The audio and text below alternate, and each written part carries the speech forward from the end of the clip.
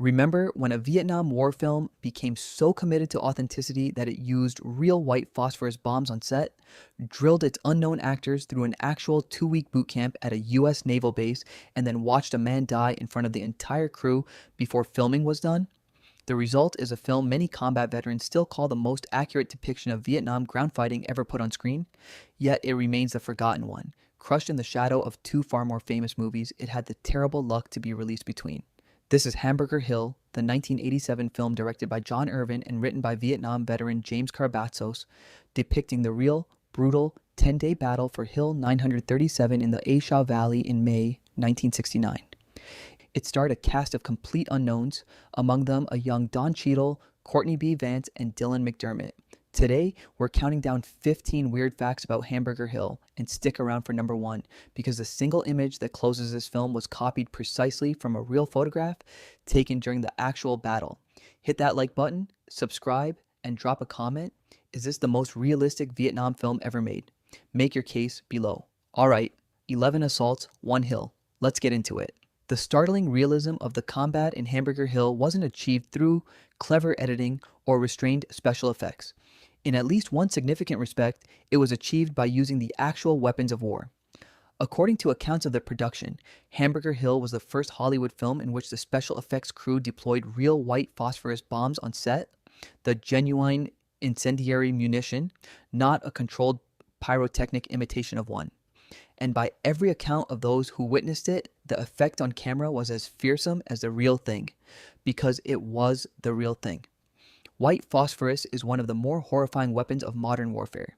It burns at extreme temperatures, it's extraordinarily difficult to extinguish, and it produces a thick, billowing, instantly recognizable white smoke. To use it on a film set, surrounded by actors and crew, is a decision that sits somewhere between fearless and reckless, but it speaks to the singular philosophy driving this production: the absolute refusal to fake what could be made real. The filmmakers had secured the official blessing of the Pentagon, which meant the hardware throughout the film was authentic military equipment.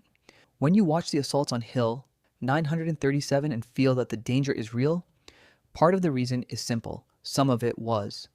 John Irvin did not come to Hamburger Hill as an outsider imagining Vietnam from a Hollywood backlot. He had been there. In 1969, the exact year the real Battle of Hamburger Hill was fought, Irvin, a British filmmaker, spent 3 months in Vietnam shooting a documentary for the BBC. The film he was making, titled Beautiful, Beautiful, was about combat photographers, which meant that to capture his footage, Irvin had to get extraordinarily close to the front lines himself. He saw the war directly, with his own eyes, as it was actually happening. What he witnessed changed the course of his entire career. The human suffering Irvin saw at the front so deeply disturbed him that he stopped making documentaries altogether and moved into feature filmmaking. He could not continue pointing a camera at real death. So there is a profound and somber irony in the path that led him back, nearly 2 decades later, to direct Hamburger Hill.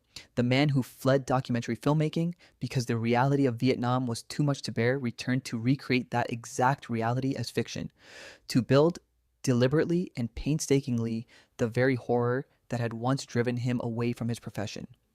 He didn't research this war, he had already survived watching it. The dialogue in Hamburger Hill, which veterans have repeatedly singled out as the most authentic soldier's jargon in any Vietnam film, was not invented. It was collected. Screenwriter James Carabatzos was himself a Vietnam veteran, having served with the 1st Cavalry Division in 1968 and 1969, and that alone would have given him a foundation most war film writers lack. But he went much further. Carabatzos spent 5 years interviewing soldiers who had been involved in the combat, gathering their accounts, their language, their memories, and researching the real Battle of Hamburger Hill in exhaustive depth. The result is a screenplay built from aggregated real testimony rather than cinematic invention.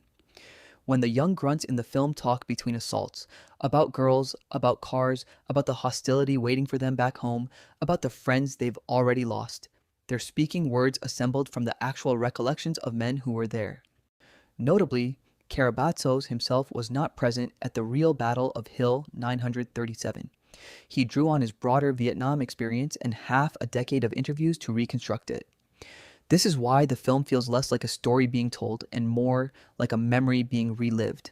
The writer wasn't trying to imagine what it was like. He had spent 5 years asking the people who knew, When John Irvin cast Hamburger Hill, he made a decision that ran directly against Hollywood logic. He insisted that all 14 of his main actors be complete unknowns. No stars, no recognizable faces, no established names that an audience might attach pre-existing associations to. Irvin believed firmly that casting a familiar actor would damage the film, that the moment a viewer recognized a movie star, they would stop seeing a frightened 19-year-old soldier and start seeing a celebrity playing dress-up. Anonymity to Irvin was authenticity. The choice had an effect he could never have planned. Because the cast was unknown in 1987, the film captures a remarkable number of future stars at the very beginning of their careers.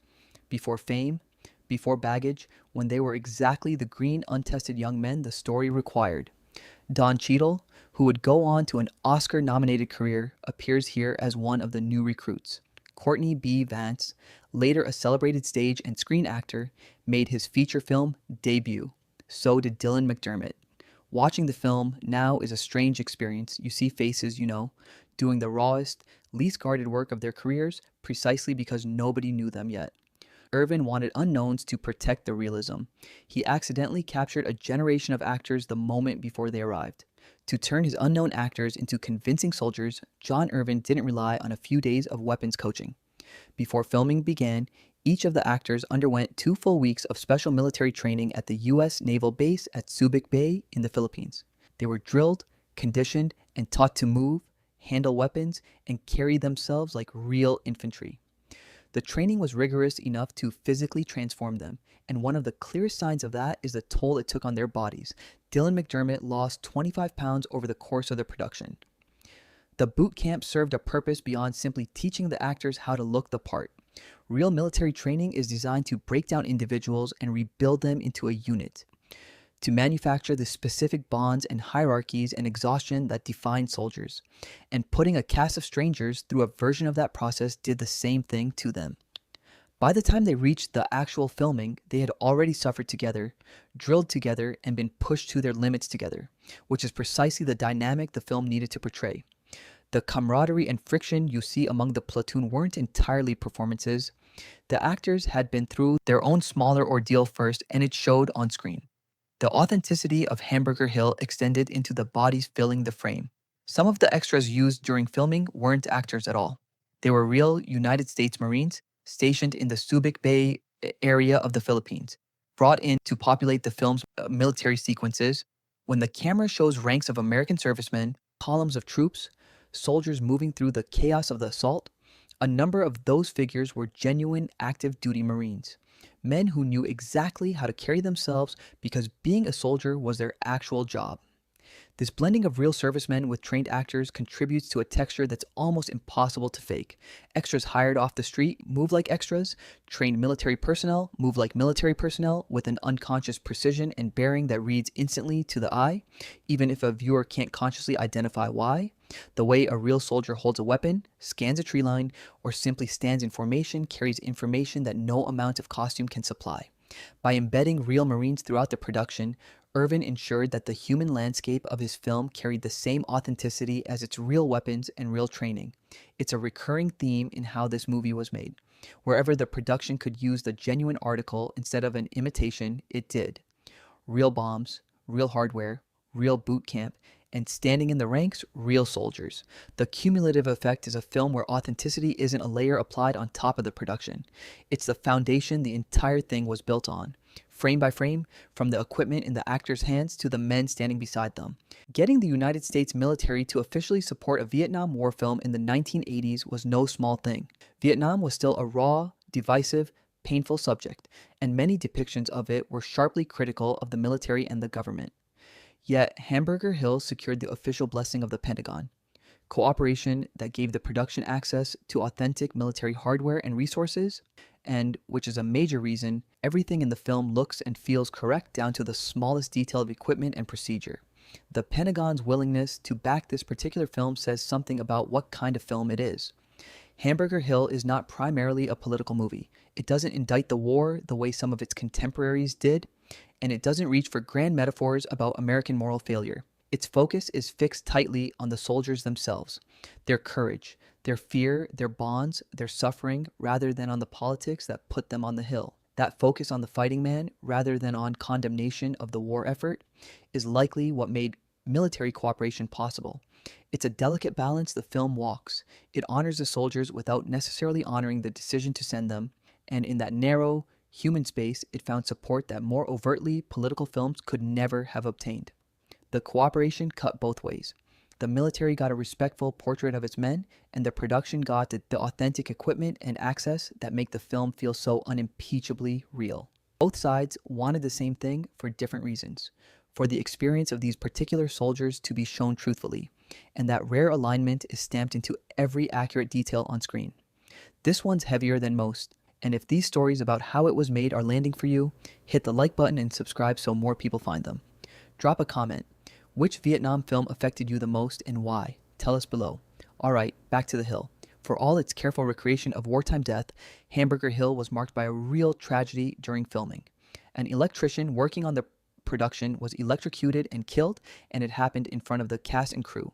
A sudden, genuine death on a set dedicated to staging fictional ones. The horror of it was immediate and absolute. The kind of event that stops everything cold and reminds everyone present of the brutal fragility the film was attempting to depict. The death very nearly ended the production entirely. According to accounts of the shoot, filming was almost shut down for good in the aftermath. The cast and crew held a memorial service for the man who had died. And only after that did production eventually resume. There is something almost unbearably fitting and tragic about this. A film about young men dying suddenly and senselessly. Far from home, having a real man die suddenly in front of the people making it. The actors recreating the deaths of soldiers had just watched a colleague lose his life for real. Whatever weight and gravity they carried into the scenes that followed, it was not entirely manufactured. They had already grieved someone real before the cameras rolled again. The music of Hamburger Hill is not the soaring, orchestral, emotionally manipulative score that war films typically reach for. Instead, the film was scored by Philip Glass, the pioneering American minimalist composer, one of the most influential and distinctive figures in modern classical music, known for his hypnotic, repetitive, cyclical compositions. Glass's contribution gives the film a sound unlike almost any other war movie. Spare, looping, slightly unnerving motifs that don't swell with heroism, but instead create a feeling of being trapped in an inescapable cycle of violence. It's an unconventional and divisive choice. Some viewers find that Glass's repetitive structures perfectly capture the grinding, futile, looping nature of the battle itself. 11 assaults on the same hill, the same uphill nightmare repeated again and again until the men are simply ground down. The music mirrors the action, cyclical, relentless, going nowhere. Other viewers and critics have found the score distracting, feeling it doesn't quite pair with the brutal naturalism of the images on screen. But whatever your verdict, the decision to hand a hyper-realistic combat film to an avant-garde minimalist composer rather than a traditional Hollywood orchestrator is a genuinely strange and bold one.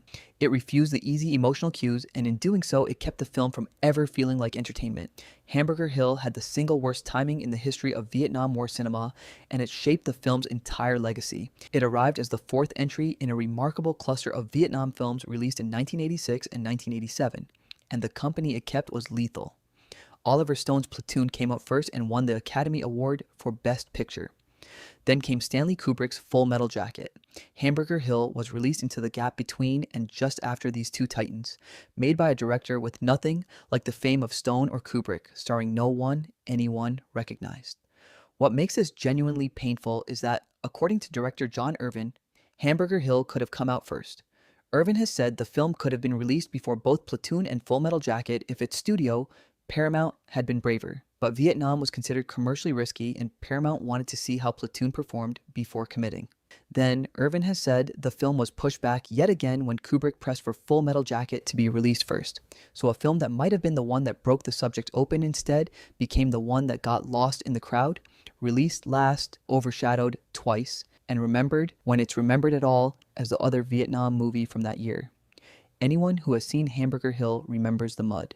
The film is drenched in it, soldiers crawling, slipping, sliding backward down a rain-slick slope, the terrain itself functioning as an enemy that fights them for every foot of ground. This was not a controlled studio effect with carefully managed water and set-dressed dirt. The film was shot on location in the jungles of the Philippines, standing in for the A Shau Valley, and the actors were genuinely soaked. genuinely filthy, and genuinely fighting the real elements throughout the grueling production. This physical reality is central to why the film lands the way it does. The repeated assaults on the hill build into what many describe as a slow, grinding nightmare, and that effect depends entirely on the audience believing in the misery, the exhaustion, the cold, the impossible footing, the way mud cakes everything and makes every movement a struggle. You cannot fake that level of physical wretchedness convincingly. The actors had spent 2 weeks in boot camp, lost significant weight, and were now spending the shoot soaked and caked in real Philippine mud, climbing a real slope in real rain. The terrain feels like an active enemy in the film because for the people making it, the terrain actually was won. Hamburger Hill makes a deliberate and notable choice that sets it apart from many war films. It is told exclusively from the perspective of the American soldiers, and it makes almost no attempt to explore the Vietnamese experience, the political context of the war, or the broader strategic picture. The North Vietnamese army soldiers defending the hill are an almost faceless force, glimpsed in muzzle flashes and dug in positions. This wasn't an oversight, it was a structural decision about exactly what kind of story the film wanted to tell. The intent was to replicate the actual experience of the grunt on the ground, the 19-year-old infantryman who had no view of the larger war, no understanding of grand strategy, and often no clear sense of why this particular hill mattered. To that soldier, the war was a few hundred yards in front of him, the men beside him, and the fire coming down from above.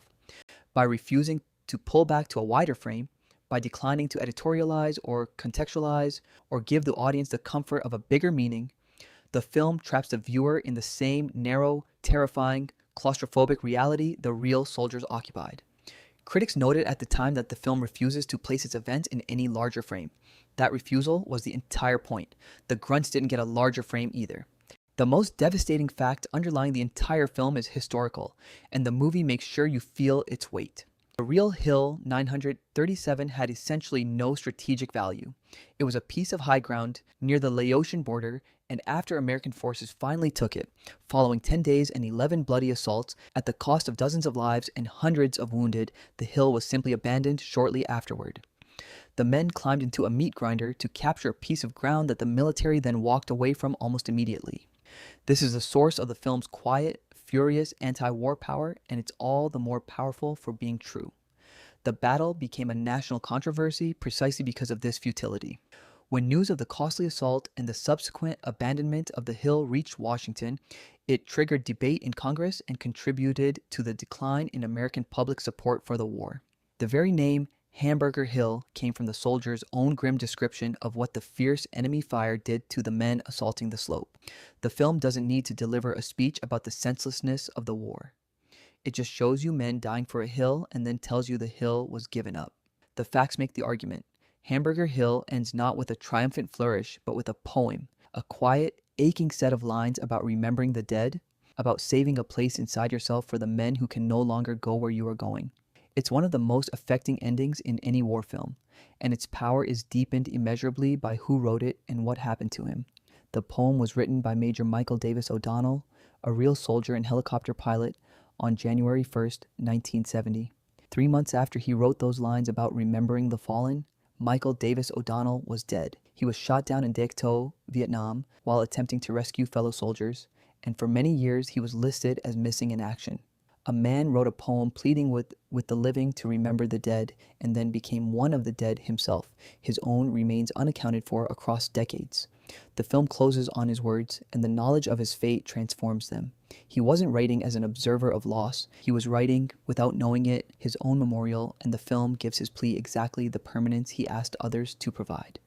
The poem asks you not to forget. The man who wrote it is the one you're being asked to remember. The image that closes Hamburger Hill, the one that stays with everyone who watches it, is a soldier. His face entirely wrapped in bandages, blinded, reaching out helplessly toward his comrades as they hurry past him in the chaos. It's an almost unbearable image of isolation and suffering, a man rendered sightless and groping in the middle of a battle that has no time to stop for him. And it is not an invention of the filmmakers, it is a precise recreation of a real photograph taken at the actual Battle of Hamburger Hill in 1969. This is a detail that collapses the distance between the movie and the history it depicts. That blinded, reaching soldier was a real person, photographed in a real moment of the real battle, and the filmmakers chose to end their film by restaging that exact image. Not a similar one, not an inspired by one, but a deliberate reconstruction of a documented photograph from the event itself. It's the perfect, devastating summation of everything this production tried to do.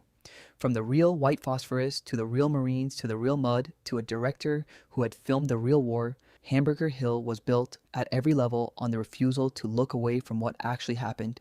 And it ends by placing you in front of a real moment, recreated so faithfully that the line between film and photograph, between drama and document, simply dissolves. You're not watching a movie's invention, you're watching history, reaching out for help as the war moves on without him. So there you have it. 15 weird facts about the Vietnam film that veterans trust more than the famous ones, made with real phosphorus bombs and real Marines, by a director who'd filmed the actual war, written by a man who spent 5 years collecting soldiers' memories, and built on a real battle for a hill that was abandoned the moment it was won. It captured a generation of unknown actors right before stardom, ended on a dying soldier's poem and a recreated photograph, and got buried between two films everyone remembers. It deserves to be remembered too. Like, subscribe, and share this with someone who's seen Platoon and Full Metal Jacket but never this one. Until next time, save for them a place inside of you.